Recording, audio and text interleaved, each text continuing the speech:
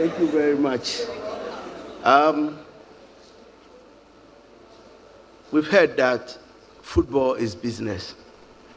And I used to think that could it be just the money that are paid to the players or the entrance fees? Until a few years back, I had the opportunity to visit Spain. And then we were taking a tour in Barcelona. And then the tour guy said, please, you can't come to Barcelona without going to the Spotify Camp Nou, which is the stadium for Barcelona FC. As I was staying there, we could head there. And then the guy took us there. And to our surprise, to even enter, you have to pay. To go and look at the various cups the team has won, you pay. To go look into their changing room, you pay. And above all, if you want to walk on the turf, you pay. They put it all together, and then you pay for the entrance fee. I said, wow. And if you see the buses of tourists from Monday to Friday entering the stadium, I said, but that money alone can give the players a lot of money. Anyway, so while seated, I was wondering, and Kurt, I throw this challenge to you. We'll definitely support you, so take it up.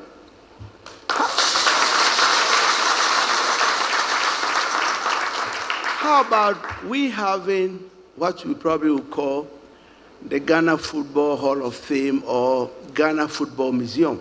Because we have mysterious stories like there was a gentleman known as Infum who could kick a shot to torn net. What if you go look for the remnants of the torn net to be displayed and say, go to the Ghana Football Museum and see the net, the remnant of the net that Infum damaged? We've also heard stories about a goalkeeper known as Robert Mensah. And he had been described as being so skillful like a cat. And amazingly, he used to have a cooling high cap that throughout 90 minutes, he would still have the cap on and the cap would not fall. And they used to say it's juju or some mystical thing. How about Kurt, you going to look for that mystical cooling high from his family and say, come to the museum and take a look at Robert Mensah's cooling high.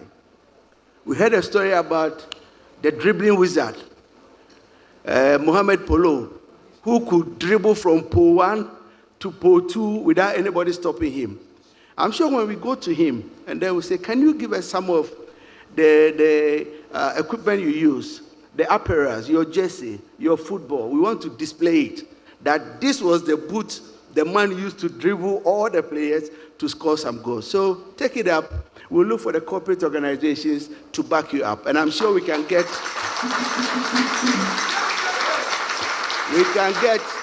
many corporate organizations to come and support. We can do same for Tornado, we can do same for Abedi, and it will be beautiful as a sports nation to have this. I like the resetting aspect of Kurt's speech. You just have to believe in whatever you do. He said that the old model has come to an end, and that they are resetting, whereby each club will be giving 1 million cedis at the beginning of the tournament. That's correct? So resetting is good.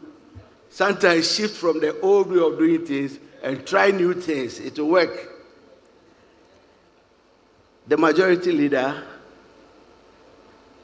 the Minister for Sports and Recreation, the GFA President, Kurt, distinguished guests, partners, members of the football fraternity, the fans of Ghanaian football, members of the media, ladies and gentlemen. I am honored to deliver these remarks on behalf of the President of the Republic, His Excellency John Dramani Mahama, a man who has not only supported sports from the grassroots to international level, but who has also laid down a clear vision that sports must become a pillar of our national development. The President has always believed that sports, and especially football, represent a unique and powerful tool for national development.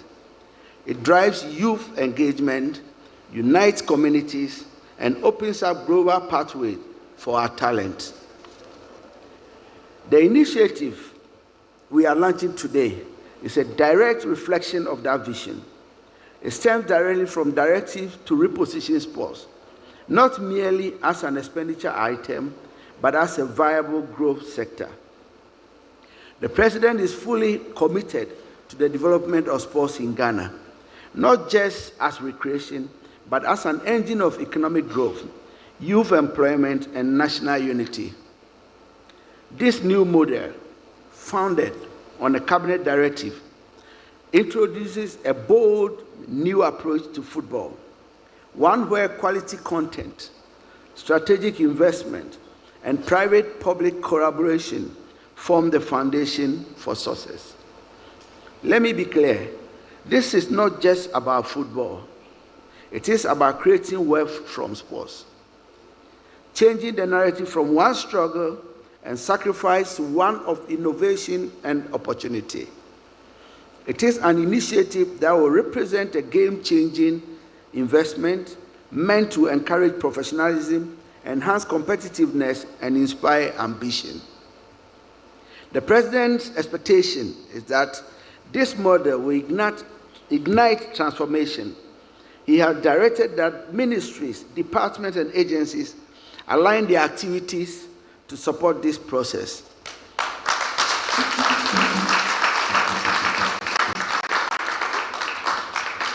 And he has further committed reviewing its implementation periodically to ensure that its promise translates into real and measurable success. But government cannot do this alone. The call today is to the private sector. Please step forward and partner with us. Ghanaian football is ready for your investment.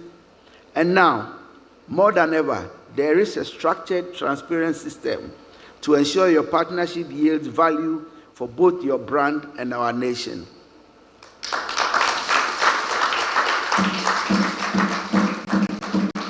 To the GFA, to Adesa Productions Limited, and to all clubs, we thank you for your boldness. The journey will not be without the challenges, but with commitment, transparency, and shared purpose, we will elevate Ghanaian football to unprecedented heights.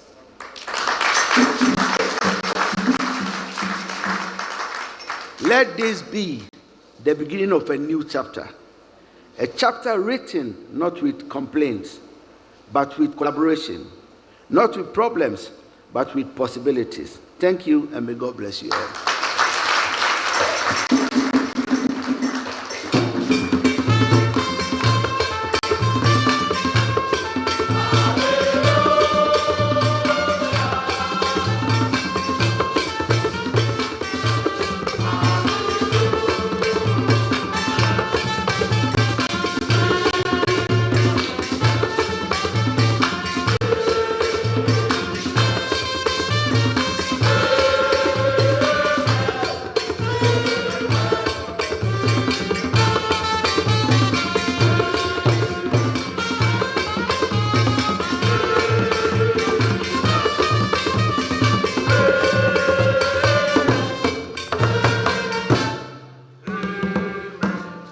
Thank you very much, Chief of Staff. Just as you were delivering your speech, the gentlemen from the Ghana Tourism Authority have started lobbying me. They just sent a message and said, Charlie, we have to start a museum. Quick. Thank you so much. Let's put our hands together for Chief of Staff